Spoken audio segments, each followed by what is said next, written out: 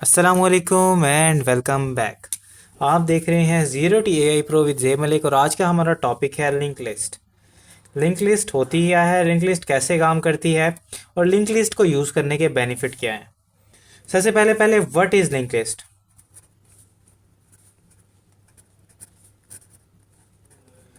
What is link list, तो पहले हम जो टर्मिनोलॉजी है वो देखेंगे लिंक को और दूसरी टर्मिनोलॉजी देखेंगे लिस्ट को। लिंक क्या होता है? लिंक कहा जाता है कनेक्शन को। किसी भी दो पॉइंट्स का आपस में जो कनेक्शन होता है वो लिंक कहलाता है। जिस तरह के फॉर एग्जांपल ये जो एरो का सिंबल आप देख रहे हैं ये लिंक है, इस लिंक और कनेक्शन के दरमियान में। ओके। और लिस्ट क्या होती है? लिस्ट हमारे पास प्रोग्रामिंग के अंदर भी वैसे भी लिस्ट ऑफ ऑब्जेक्ट्स को कहा जाता है कि कुछ ऑब्जेक्ट्स एक तरतीब के अंदर पड़े हुए हैं। For example A comma B comma C, ये तीन जो हैं ये एक लिस्ट के मेंबर हैं, तो इस तीनों के जो ग्रुप है इसको लिस्ट कहा जाएगा। ये एक तरह से कलेक्शन है। ओके। फिर इसके बाद अब हमने देखना है लिंक लिस्ट क्या होगी। लिंक लिस्ट के अंदर हमारे पास होते हैं नोड्स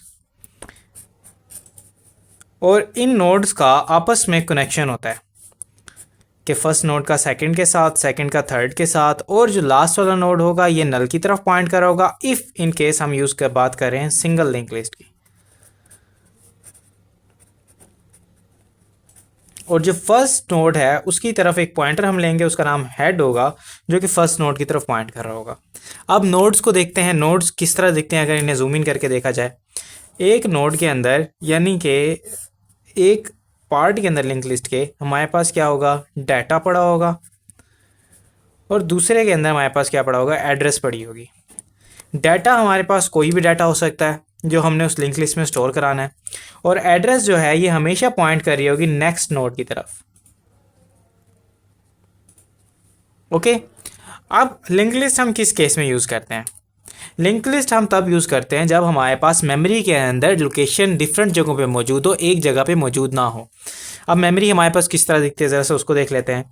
ये हमारे पास मेमोरी है हमारी। फॉर एग्जांपल जब हम अरे लेंगे तो वो एक फिक्स पोर्शन ऑफ डाटा ले लेगी,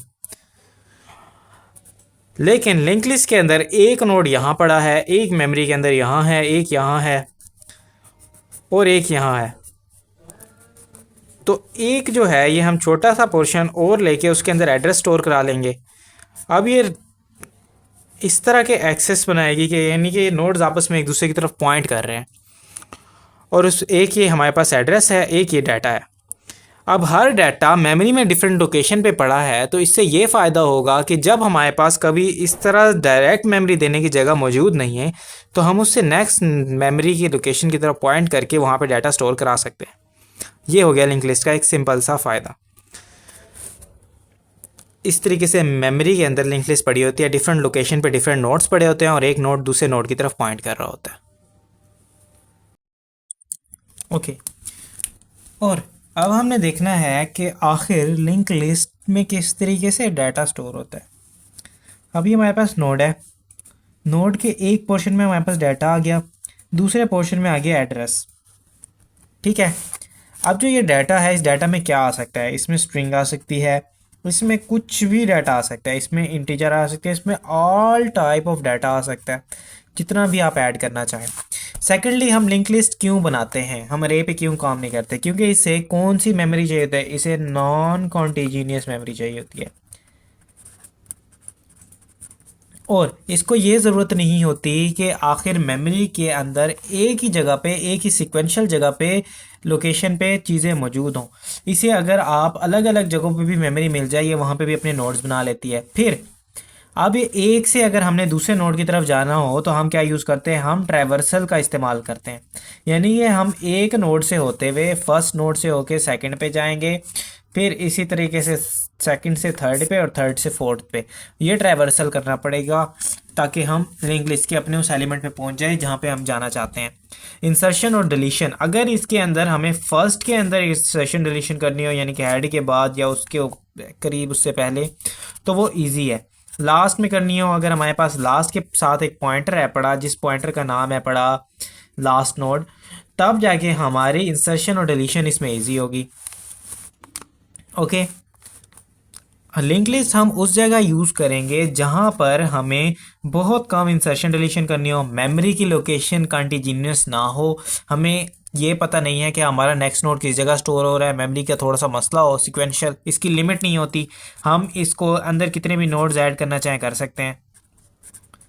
अगर हम लिंक लिस्ट के अंदर 10 नोड ऐड करना चाहें और या 20 और करना चाहें कर सकते हैं, जबकि अरे का एक फिक्स साइज होता है। लिंक लिस्ट फिक्स नहीं है, इसका साइज रैंडम है, इतना है जितना आप उसमें कुछ भी ऐड कर सकते हैं, जितना बढ़ाना चाहें बढ़ा सकते हैं।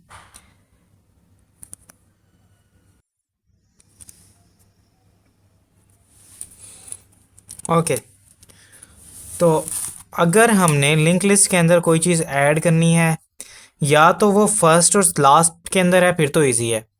फर्स्ट और लास्ट की जो एडिशन है वो इजी है,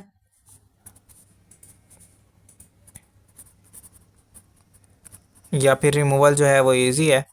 और अगर हमें बिटवीन के अंदर करना हो, कहीं पे इन बिटवीन द लिस्ट, किसी भी जगह पे, मिसाल के तौर पे हमें इस लोकेशन पे करना है, हमें नहीं पता कि ये किस जगह मौजूद है, हमारे सिस्टम को नहीं पता ये किस जगह मौजूद है, तो इसके लिए जो ट्रैवर्सल है वो थोड़ा सा मुख्तलिफ है। इसके लिए हमें एक एक नोड से होके गुजरना होगा। पहले फर्स्ट नोड से गुजरेंगे, फिर हम जाएंगे सेकंड पे, फिर हम जाएंगे थर्ड पे, और जब हम अपने उस डिज़ायर्ड नोड पास पहुंचेंगे कि हमें इसके आगे इंसर्ट करना है या इससे पीछे इंसर्ट करना है, तो उसके बाद हम जो है वहाँ पे अपना ऑपरेशन परफॉर्म करेंगे। यानी कि अगर हमने इसके आगे इंसर्ट करना है तो हम जो नेक्स्ट नोड होगा, नोड डॉट नेक्स्ट करेंगे, इसका हम उस नोड को बना देंगे जो हमारा न्यू नोड होगा, और जो हमारा इसके बाद वाला नोड था उसको हमने किस जगह स्टोर कराना था, उसको हमने स्टोर कराना था डॉट नेक्स्ट के नेक्स्ट में। ये हमारा हो जाएगा नोड डॉट नेक्स्ट। ओके, इस प्रोसेस के साथ हम किसी भी और लोकेशन पे उसे ऐड कर सकते हैं, डिलीट कर सकते हैं।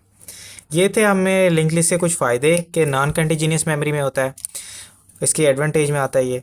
ये फर्स्ट और लास्ट के अंदर इंसर्शन डिलीशन इजी होती है, इसकी लिमिट नहीं होती, इसकी कोई फिक्स साइज़ नहीं होता, इसके अंदर आप जितनी ज़्यादा ऐड करना चाहें, डायनामिक साइज़ की होती है, जितनी कोई नोड्स ऐड करना चाहें कर सकते हैं। फर्स्ट और लास्ट का जो है एडिशन जो है ये इजी है बड़ी, और इन बिटवीन की जो है ये थोड़ी सी कॉम्प्लेक्स है लेकिन हो जाती है। ओके, अब हम देखेंगे कि इसके डिसएडवांटेजेस क्या हैं। We are watching the disadvantages of link list. Disadvantages को देखेंगे। सबसे पहला पहला जो डिसएडवांटेज है वो ये है, इनसफिशिएंट रैंडम एक्सेस होता है। यानी कि अगर हमने किसी भी रैंडम एलिमेंट को एक्सेस करना हो तो वो हमारे पास सही से नहीं होता, इनसफिशिएंट होता है, क्योंकि हमें अगर लिंक लिस्ट के अंदर एक एलिमेंट से दूसरे एलिमेंट की तरफ जाना है, हमें यहाँ से यहाँ पर जाना है, तो उसके लिए हमें क्या करना पड़ेगा, हमें उसके लिए सिक्वेंशियली जाना पड़ेगा। पहले एक एलिमेंट से गुजरेंगे दूसरे पे, फिर दूसरे से तीसरे पे, और फिर चौथे पे जो एलिमेंट के पास हमने पहुँचना है उस एलिमेंट पे पहुँचेंगे। इस तरीके से इसकी जो टाइम कॉम्प्लेक्सिटी होगी वो क्या होगी, वो होगी बिग ओ ऑफ एन। यानी कि वर्स्ट केस सिनेरियो बहुत ज़्यादा बड़ा वर्स्ट होने वाला है। और पुअर कैशे परफॉर्मेंस है। पुअर कैशे परफॉर्मेंस का मतलब है कि अगर कैशे के अंदर हमने इसको लोड करवाना हो तो वो ये नहीं हो सकती,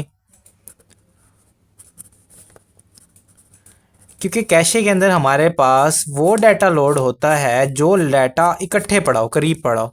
इस सीक्वेंशियल डाटा को हम कैशे के अंदर लोड करा सकते हैं आसानी से, और जो हमारे पास रैंडम के अंदर, मतलब कि मेमोरी के अंदर अलग अलग लोकेशन पे नोड्स पड़े हुए हैं, इन्हें लोड करवाना इनएफिशिएंट है, कोई फ़ायदा नहीं भाई इन्हें लोड कराने का, क्योंकि कैशे के अंदर एक वो पोर्शन जाता है जो कि यूनिफॉर्म होता है, एक सिंपल एक ही लोकेशन पे पड़ा होता है। और बाइनरी सर्च हम इसमें नहीं लगा सकते क्योंकि रैंडम एक्सेस पॉसिबल नहीं है, तो एफिशिएंट सर्च एल्गोरिदम भी इस पर नहीं लग सकते, बाइनरी सर्च एल्गोरिदम नहीं लग सकता।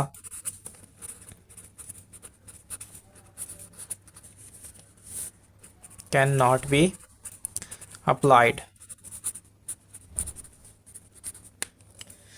और हमारे पास एक इसके अंदर देखें ना, एक नोड के अंदर हमारे पास डाटा होता है, दूसरा क्या होता है, पॉइंटर होता है। अब इसकी वजह से हमें फ़ायदा तो होता है लेकिन एक नुकसान भी होता है। डाटा तो डाटा है, वो तो हमने स्टोर करवाना ही है, उसको तो हम छोड़ नहीं सकते। फिर जो ये पॉइंटर है ना, ये हमारे पास एक्स्ट्रा मेमोरी लेता है। पॉइंटर टेक्स एक्स्ट्रा मेमोरी,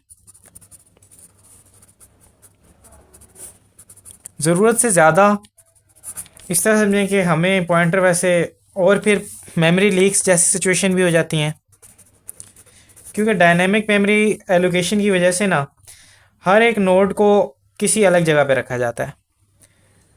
तो कुछ लैंग्वेज जो है वो ऑटोमेटिक गार्बेज कलेक्शन नहीं करती, जावा वगैरह तो करती हैं लेकिन कुछ लैंग्वेज नहीं करती। इसकी वजह से जो हमारे जो नोड हैं डिलीट हो जाते हैं, लिस्ट डिस्ट्रॉय हो जाती है और हमें उसके बारे में पता भी नहीं चलता। तो मेमोरी लीक्स वगैरह जैसी सिचुएशन भी हमें देखनी पड़ती हैं, जिसकी वजह से लिंक लिस्ट के अंदर पॉइंटर की वजह से, और हमें ये नहीं पता होता डायनामिक एलोकेशन के अंदर किस जगह पे नोड स्टोर हो रहा है। फिर इसके बाद आता है कॉम्प्लेक्सिटी बढ़ जाती है, इसको इम्प्लीमेंट करना मुश्किल होता है, डिफ़िकल्ट टू इम्प्लीमेंट है। मगर हमारे पास लिंक लिस्ट इतनी मैच्योर हो चुकी है कि हम इसे अब मुख्तलिफ डाटा स्ट्रक्चर के अंदर इस्तेमाल करते हैं, जिस तरह के क्यू स्टैक्स वगैरह हैं, तो वहाँ पे ये सही काम कर देती है। फिर इसके अलावा कि डिफ़िकल्ट है रिवर्स ट्रैवर्सल, कि अगर हम लास्ट नोड से फर्स्ट की तरफ जाना पड़े तो फिर थोड़ा सा मसला पड़ता है। इसके लिए हम यूज़ करते हैं डब्ल्यू लिंक लिस्ट, या फिर क्या कह सकते हैं उसको, बाई डायरेक्शनल लिंक लिस्ट कहा जाता है। डाटा लॉस का रिस्क होता है कि अगर हमारे पास जो पॉइंटर है वो हेड का किसी और जगह पॉइंट कर ले या करप्ट हो जाए, तो हमारे पास इस वजह से क्या हो जाता है कि पूरी पूरी लिंक लिस्ट ज़ाया हो जाती है। पॉइंटर करप्शन जैसी सिचुएशन या डाटा करप्शन की जो सिचुएशन है वो इसके ज़्यादा वर्स्ट होती है। जबकि अरे के अंदर ये होता है कि अगर एक जगह से करप्ट भी हो जाता है मिसाल के तौर पे, तो हमारे पास पूरी की पूरी मेमोरी की लोकेशन पड़ी है, हम उस नहीं तो उसके अगली मेमोरी की लोकेशन को लाजमी ड्राइव कर सकते हैं। लिंक लिस्ट में ऐसा नहीं होता। Thank you. तो आज के लिए इतना ही, मिलते हैं अपनी नेक्स्ट वीडियो में, तब तक के लिए अल्लाह हाफिज़। चैनल को लाइक सब्सक्राइब लाजमी कीजिएगा। शुक्रिया।